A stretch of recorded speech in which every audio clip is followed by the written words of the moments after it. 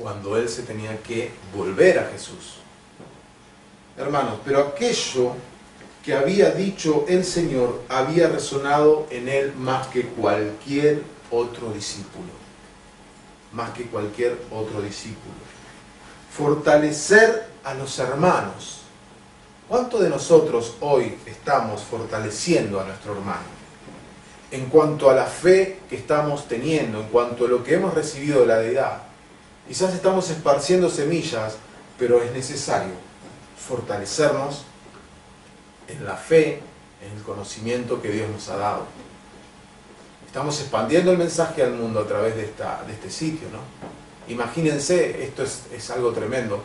La otra vez lo hablaba con mi esposa, ¿no? El hecho de que, imagínense a Pedro, ¿no? Pedro enviaba sus epístolas, tenían que llevarlas de un lugar a otro, transportarlas, ¿no? Escribiendo cartas, está fortaleciendo a hermanos. Pablo, Pedro, Juan, todos ellos buscaban el medio de llevar la palabra a las naciones, viajaban, ¿no? Tenemos los viajes de Pablo. Y hoy una carta puede viajar digitalmente, hermano. De la palabra de Dios viaja a través de la web. Sin embargo, hay tantas otras cosas que nos sacan de la palabra de Dios, ¿no? Tantas distracciones que por ahí no nos damos cuenta de eso, ¿no? Pero es tiempo de que pongamos nuestra vista en las cosas de arriba y no en las de abajo. Es tiempo de realizar lo que Jesús mandó a Pedro. Y Pedro hizo lo mismo hacia cada uno de nosotros. Recuerden que la palabra iba a llegar, como dice Hechos 1:8, hasta los fines de la tierra. O sea, a toda la tierra, a todo este mundo perdido. Y ese pedazo de tierra es donde estás vos, es donde está cada uno de los que pertenecen a esta tierra, pero como extranjeros y peregrinos. Pertenecemos al cielo, nuestra patria está en los cielos, pero caminando en esta tierra nos perfeccionamos para tener y llegar al nivel de decir: soy salvo. Para eso hace falta también fortalecernos en la fe. Y quizás un mensaje dirigido directamente a estos hermanos que estamos caminando en esta fe es decirle que tenemos esa esperanza viviente como Pedro la marca. Es necesario un mensaje para fortalecer a los hermanos. Fortalecerlos en volver a la senda correcta, como siempre digo, ¿no? Y ponernos en estudio y en reverencia ante Dios. Pedro estaba a punto de ser martirizado cuando escribió las epístolas, pero Pedro era la esperanza personificada. Habíamos leído 1:8 de Hechos, vamos a volver a leer.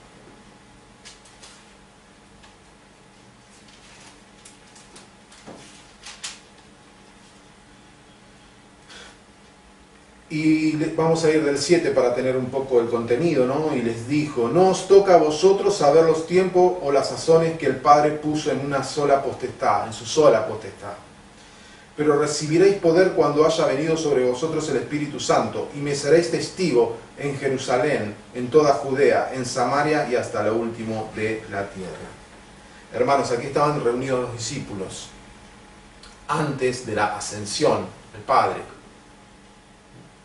Y esas palabras que había hablado Jesús a Pedro cuando les decía: pero yo he rogado por ti para que tu fe no falte. Y tú, cuando te hayas vuelto a mí, ayuda a tus hermanos a permanecer firmes.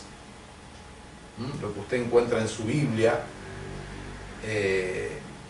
con respecto a esto, ¿no? Esto que le manda Jesús a decir a Pedro.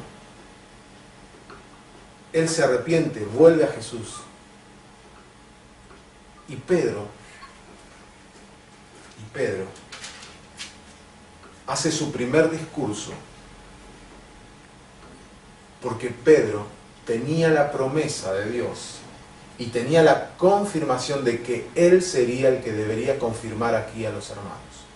Y vinieron de todos lados. Hemos analizado Pedro capítulo 2, es un libro que hemos encontrado allí las gemas también, ¿no? De aquel arrepentimiento y perdón que simbolizaba el hecho de ser bautizados en el nombre de Jesucristo, en ese nombre que esto es sobre todo nombre. Pero fíjense en las palabras de Jesús, la comisión que le da, o sea, el mandato, ¿no? Pero yo he rogado por ti para que tu fe no falte. Lo había pedido Satanás para zarandear. Sin embargo, Jesús rogó por él para que su fe no falte, y una vez vuelto a Jesús, ve y confirma a mis hermanos. Pedro lo hace en el primer discurso, en el versículo 14 de Hechos capítulo 2. Entonces Pedro, poniéndose de pie con los 11, ¿no? Recalca acá que Pedro se levanta, y junto con ellos se levantan los 11, alzó la voz y les habló diciendo: varones judíos y todos los que habitáis en Jerusalén, esto os sea notorio y oíd mis palabras. Pedro iba a anunciar lo que el mundo tenía que saber. Pedro iba a anunciar lo más importante de la deidad. Pedro iba a decirle a todo el mundo en qué nombre deberíamos bautizarnos y qué deberíamos hacer antes de ir a las aguas del bautismo. Lo deja registrado en el capítulo 2 de Pedro, versículo 38, que tantas veces leemos. Pero hermanos, hemos pasado por alto quizás estas palabras de Jesús a Pedro cuando le estaba diciendo que Satanás lo había pedido para zarandear. Quizás dejamos al descubierto este texto y no lo hemos desarmado para saber qué alimento consumir aquí en cuanto a lo que pasó en el Pentecostés, en cuanto al anuncio más importante de conocer realmente cómo morir y resucitar en aquel que nos dio vida y vida en abundancia. Hermanos, dice, esto os sea notorio, que esto sea lo más importante que vas a recibir, y oíd mis palabras, prestad atención, porque estos no están ebrios como vosotros suponéis, puesto que es la hora tercera del día.